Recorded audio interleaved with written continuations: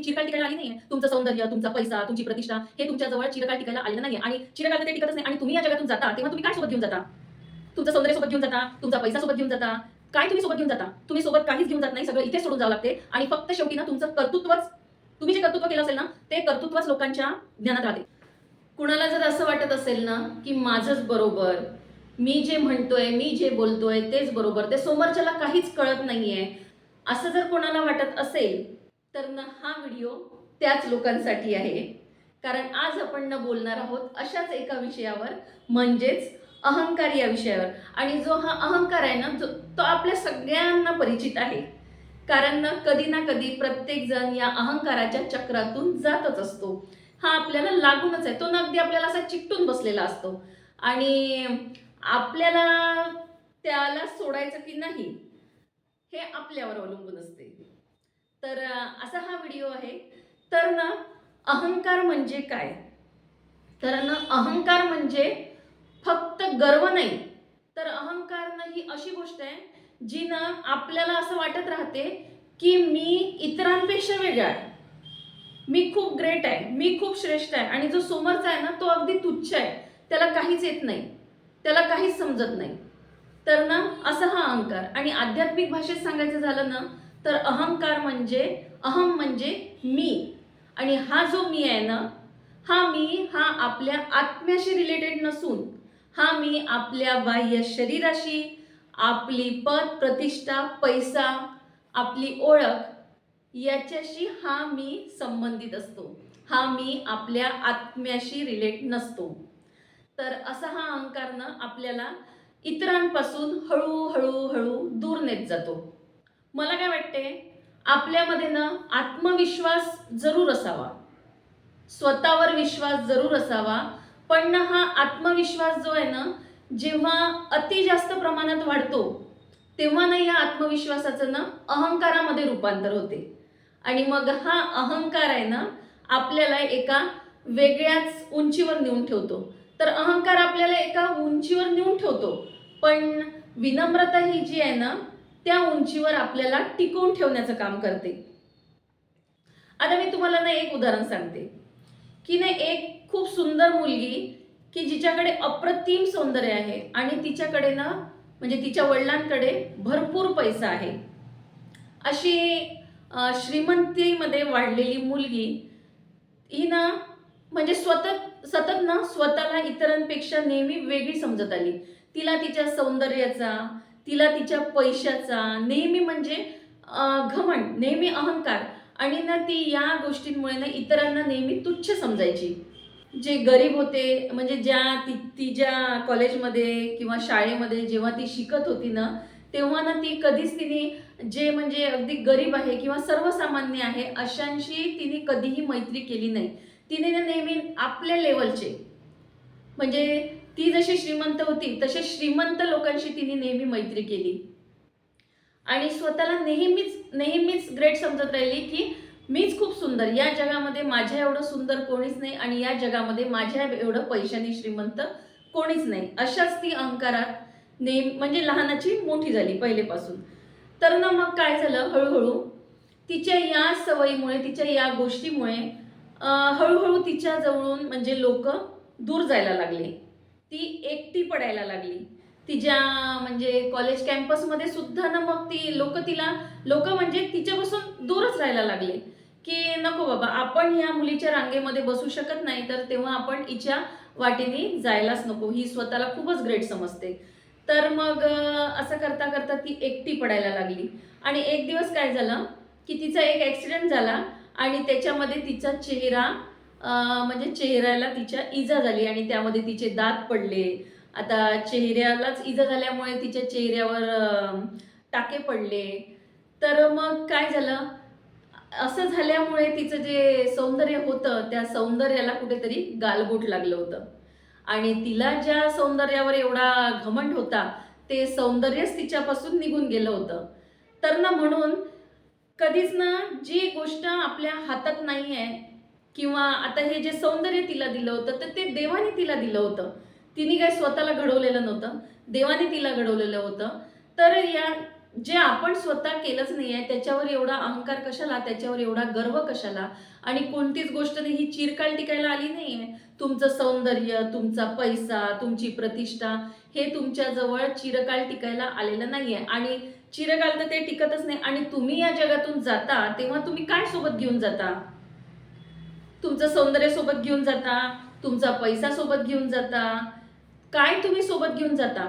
तुम्ही सोबत काहीच घेऊन जात नाही, सगळं इथेच सोडून जावं लागते.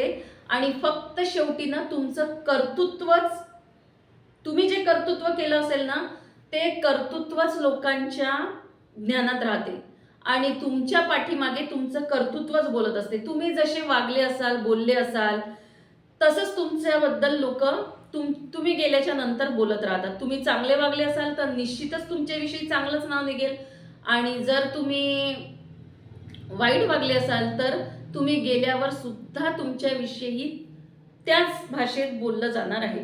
तर ना नेहमी जी गोष्ट ना आपण जो मी मी मी करतो ना, हा मी, ह्या मी मध्ये काहीच पडलेला नाहीये. आपण ही गोष्ट विसरूनच जातो. इतकं मी मी करतो ना तर जो श्वास तुम्ही घेताय ना तो श्वास सुद्धा तुमचा नाहीये. त्या श्वासावर सुद्धा तुमचा अधिकार नाहीये. अधिकार म्हणजे तो श्वास सुद्धा कधी तुमची साथ सोडून जाईल ना हे सांगता येत नाही. तर मग कशाला हा एवढा अहंकार, कशाला हा इतका गर्व? काय करणार आहे, काय मिळवणार आहे तुम्ही याच्यातून? तुम्ही काहीच मिळवत नाही. झालं तर उलट तुमचा याच्यातनं तोटाच होणार आहे. लोक तुमच्यापासून दूर जाणार आहे, तुम्ही एकटे पडणार आहात आणि मग त्याच्यातून तुमची मानसिक अवस्था बिघडणार आहे. या सगळ्या गोष्टींना यातनं होणार आहे. हे अहंकाराचे तोटे आहेत. तर ना मग आता या अहंकाराला, आता ह्या गोष्टी आपल्याला लागूनच आहे, पण ह्या जरी लागून असल्या तरी त्या गोष्टी आपल्याला कमी करता येतात. त्या कमी कशा करायच्या ना हे आपल्याच हातामध्ये आहे. तर अहंकार कमी करायचा म्हणजे काय?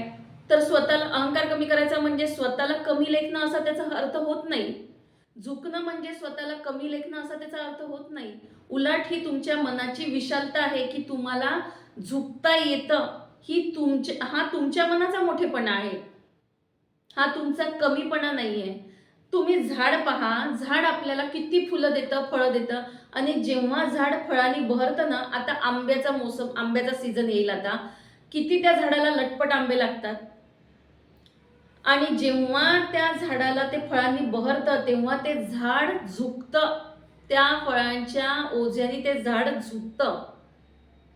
तर त्या झाडाने जर अहंकार केला असता, त्या झाडाने म्हटलं असतं की हे मला माझ्या फांद्यांवर लागलेले आंबे आहे, मी हे तुम्हाला देतच नाही, तर तुम्हाला त्या आंब्याची चव घेता आली असती का? पण निसर्ग कधीच या गोष्टी करत नाही. निसर्ग कधीच अहंकारात राहत नाही.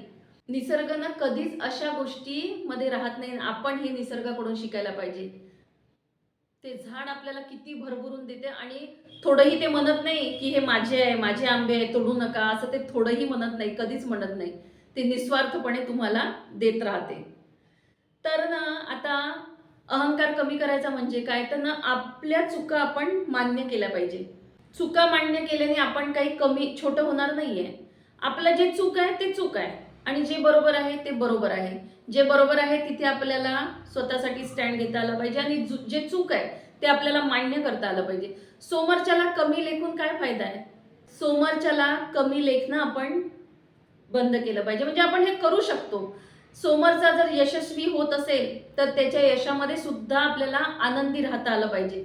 त्याच्या आनंदामध्ये आपल्याला आपला आनंद मानता आला पाहिजे. नाहीतर तो तिकडे आनंदी होत आहे आणि त्याचा आनंद पाहून आपण जर दुःखी होत असेल तर ही काहीही कामाची गोष्ट नाही. त्याच्या आनंदात जर आपल्याला आनंद घेता येत असेल तर तो खरंच ग्रेट म्हणावा.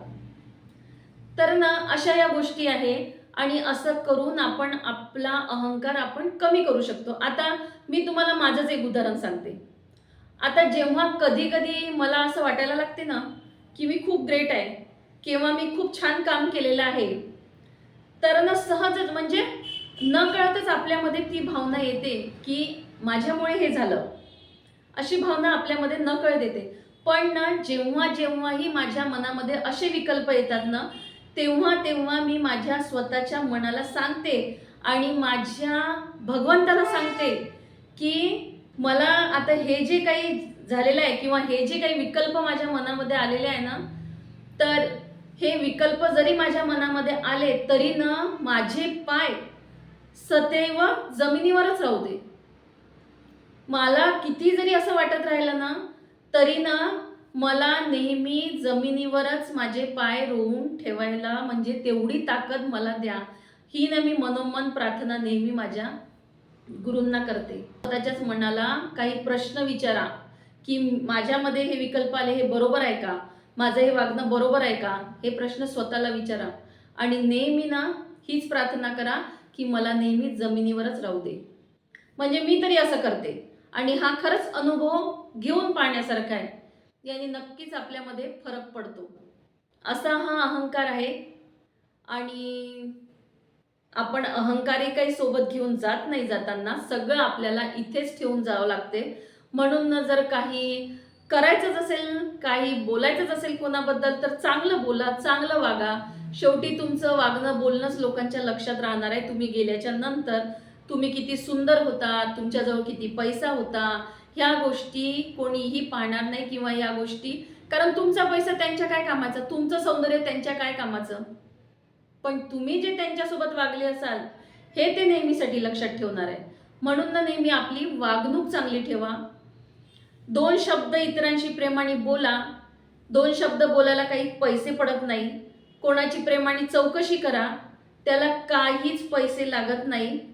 उलट असं केल्याने तुमच्याबद्दल तुमच्याविषयी समोरच्याच्या मनात आदरच वाढणार आहे. तर असा हा विषय होता आणि जर तुम्हाला खरंच वाटत असेल, म्हणजे मी देखील कधी कधी असा वागतो, माझ्याकडनं देखील कधी कधी असं होते, अगदी जे मला वाटतंय तेच या व्हिडिओमध्ये सांगितलेलं आहे, असं जर तुम्हाला वाटत असेल तर हा व्हिडिओ नक्कीच तुम्ही इतरांना शेअर करा आणि तुमचे काय मत आहे, तुम्हाला काय वाटते ते मला तुम्ही कमेंट्समध्ये नक्कीच सांगू शकता. तर असा हा व्हिडिओ होता आणि हा व्हिडिओ तुम्ही इथपर्यंत पाहिला, ऐकून घेतला त्याबद्दल तुम्हा सर्वांचे खूप खूप धन्यवाद.